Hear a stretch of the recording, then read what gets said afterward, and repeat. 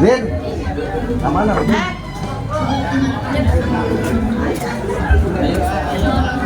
Ini rumah adat Panjalin. Kebetulan banyak tamu dari Subang, dari pihak pengantin pria. Nah, kebetulan warga di sini rumahnya dekat rumah adat, nikah dengan orang Padasari, Cibogo, Subang. Mereka pada itu istirahat di dalam, ini rumahnya. Tahun berapa dibangun ini? 1400 akhir, abad 14 ini. Ini abad 14, Pak. Bahannya dari kayu jati semua, satu pohon ini, Pak. Satu pohon. Masih asli, cuman yang diganti itu hanya genteng. Ya, genteng.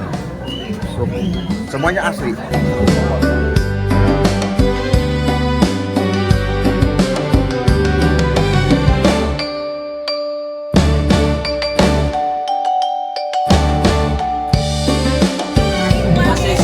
Semuanya kayu jati, dindingnya jati. Kelihatan ini dirapikan, dibuat papan, itu menggunakan alat tradisional pada waktu itu, batu, Pak. Jadi ketinggali, Pak, kecerok tuh. Sanes ampelas, sanes kubobang, batu dan baheula. Cerok di sini kelihatan. Sekarang mah batunya batu kambang. Banginten. Iya.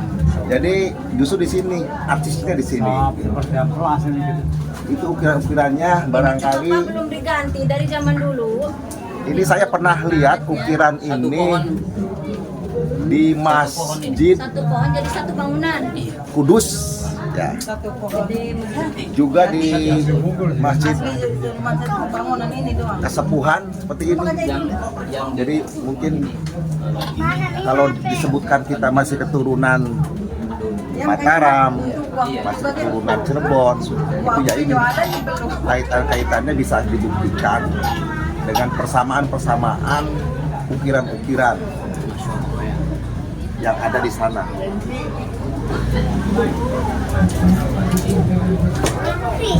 Ini senjata-senjata.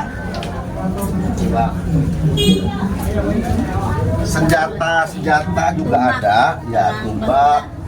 Dulunya ini komplit, cuman katanya ada yang disimpan, ya, diamankan.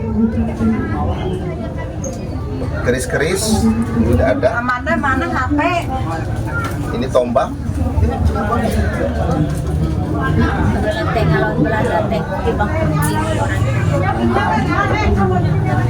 Kemarin masih ada ini busur yang terbuat dari kayu jati. Ini bambu.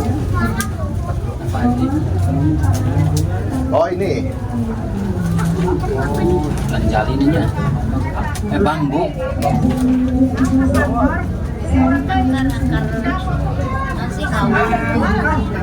kita masuk ke ruangan lain.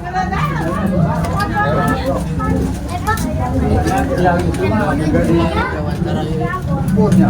Enggak. Nah, di sini lebih jelas nih. Di sini lebih jelas tuh kelihatan. Iya. Ya. Di bentuknya balok ini, ya, kelihatan itu ada kikisan pembentukannya apa ya, bergelombang. Ya, tadi saya katakan menggunakan alat tradisional, kayaknya lebih kepada batu, kelihatan. Rok. Kalau sekarang mah bagusnya begini. Justru asli sih, Pak. Jadi nilai seni teh, nilai sejarah teh bisa dipertanggungjawabkan. Wahnya benar, zaman kita kan aya gajinya, kan aya senso, kan aya amplas. Tuh, kata harus itu. Kata harus dari ya, tuh. Tuh, kata habis tuh, Pak. Tuh, dah, cerok, kata tuh batu dah nih. Tuh, kata Awis. Ya ibunya, kata Awis, tuh. Bayangkan kalau menghitung sampai sekarang, ini kan di akhir abad 14. Yang ini 1400 pintunya nggak pakai Excel. pakai Excel. Yang ini nggak pakai Excel. Jadi kalau 1500 saja, ya. Ini sudah 525 ya, apa itu kan 1800 ya, 545an lah ini usianya kalau menurut data yang dicetak di sana ada. Nah ini kalau masalah sejarah ya, ini lebih dikuasai oleh Pak Haji Iang. Ini Pak Haji Iang masih warga di sini, tapi juga beliau masih keturunan dari Buyut Seruni. Kebetulan dia juga ketua adat di Panjalin, orang yang paling bertanggung jawab terhadap pelestarian peninggalan ini. Silakan Pak Haji, lebih pasnya dia. Terima kasih Pak. Ya. Oke, terima kasih pada Abah Dudung yang saat ini memantau rumah adat Panjalin yang langsung, dan itu kiranya sedikit mengupas tentang sejarah rumah adat Panjalin ini. Rumah adat Panjalin ini adalah merupakan rumah peninggalan yang memiliki nilai-nilai sejarah berdirinya di Desa Panjalin. Di mana rumah adat ini adalah rumah adat yang dibangun sekitar awal abad ke-15 atau akhir abad ke-14. Dibangun rumah adat ini adalah dari satu pohon jati yang terdiri dari 16 tiang dan terdiri dari ruangan. Dua ruangan itu difungsikan tentunya berbeda. Ada 3 ventilasi atau istilahnya jendela, dan itu semuanya memiliki nilai filosofi yang sangat luar biasa. Rumah adat digambarkan yang pertama bahwa dibangun dari satu pohon jati ini adalah memberikan sebuah gambaran bahwa kehidupan itu adalah berasal dari Yang Maha Esa. Itu dari satu pohon jati yang tidak ditebang tetapi hanya dibelah, dan 16 tiang ditambah dengan rumah satu itu adalah merupakan jumlah 17. Artinya filosofinya bahwa kehidupan jangan sampai terlepas daripada 17 rakaat. Ada 2 ruangan yang di rumah adat ini memberikan gambaran bahwa hidup ini tentu ada 2 jenis atau 2 pasangan. Ada laki-laki, ada perempuan, ada langit, ada bumi, ada daratan, ada lautan, dan sebagainya. Artinya menggambarkan bahwa filosofi ini, hidup itu adalah tidak mungkin kita berdiri sendiri, karena kita bukan Tuhan, tetapi kita adalah makhluk. Nah, di rumah adat ini juga dibangun dengan bentuk panggung. Ini memberikan sebuah filosofi. Kalau secara geografi ini adalah supaya terhindar dari gempa yang ada, karena kita di jalur istilahnya laut, maka tentu pasti akan ada gempa. Nah, untuk menghindari itu adalah dengan bentuk panggung. Tetapi filosofinya bentuk panggung ini adalah bahwa kehidupan itu tidak boleh kita datar-datar saja, tetapi kita harus step by step untuk meningkat. Jangan sampai istilahnya kita datar. Nah, sampai akhirnya puncak dari ini di rumah adat ada tangga kembali, dan ini memberikan gambaran itu adalah pusat kesempurnaan dalam hidup. Ketika kita sudah sempurna dalam hidup, maka kita melihat kembali ke bawah. Artinya ketika kita sudah ada di puncak kehidupan, jangan sampai sombong, tetapi kita melihat kultur sosial, kehidupan sosial yang ada di masyarakat. Untuk apa? Ya untuk peka dan peduli. di rumah adat ini juga ada 3 jendela kecil. Ini memberikan sebuah gambaran filosofinya adalah ada 3 kebahagiaan hidup manusia. Kalau ketiga-tiganya adalah dipegang, maka itu akan mencapai sebuah kebahagiaan. Fiddin wa dunya wal akhirah.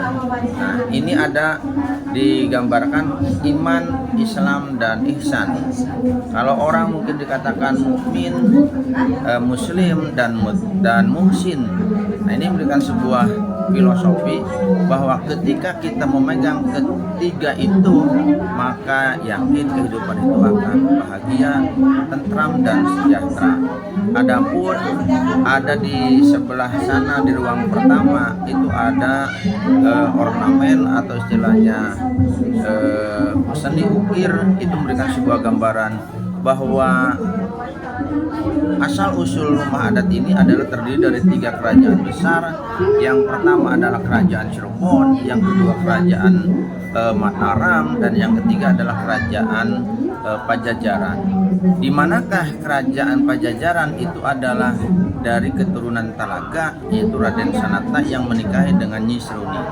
Di manakah keturunan dari kerajaan Mataram? Kerajaan Mataram adalah diambil dari keturunan Nyi Larasati yang merupakan prajurit dari kerajaan Mataram yang pada saat itu sedang melagi upeti ke wilayah Jawa bagian barat. Dan kerajaan Cirebon adalah merupakan Nyi Sruni yang merupakan cikal bakal penduduk yang ada di desa Panjalin itu.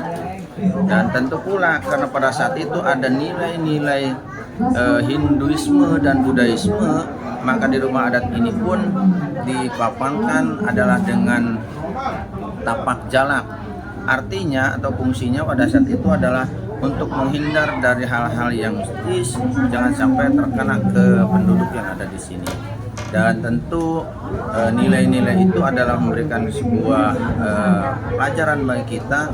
Yang paling penting, pelajaran awal dari rumah adat ini adalah karena syarat untuk menikahi Nyi Sruni Raden Sanata itu adalah untuk membabat alas rotan dan membangun ini, itu memiliki nilai-nilai pendidikan. Apabila kalian mau menikah, maka harus mampu memenuhi sandang, pangan, dan papan. Itulah filosofi-filosofi yang ada di rumah adat, dan mudah-mudahan dengan kepemimpinan Abah Dudung Abdullah Yasin, masyarakat Panjalin semakin tentram, aman, damai, dan sejahtera. Tetap maju untuk Panjalin. Terima kasih. Terusan kita dengarkan tuturan ya secara gamblang, secara jelas. Memang beliau ahlinya Ketua Adat Panjalin, keturunan secara langsung. Beliau kalau secara tingkatan ke-12, turunan ke-12. 12. Kalau saya di bawahnya lagi Ke-13 ini. Kalau Jadi, Abah ini duduk lebih tua. ke-13, saya ke-12. Oke, selamat berjumpa kembali bagi pemirsa yang penasaran ingin melihat secara langsung rumah adat kita Panjalin. Datang langsung saja ya Channel ke Desa Panjalin atau lihat di channel ADP. ADP. Abah dulu Panjalin. Atur nuhun.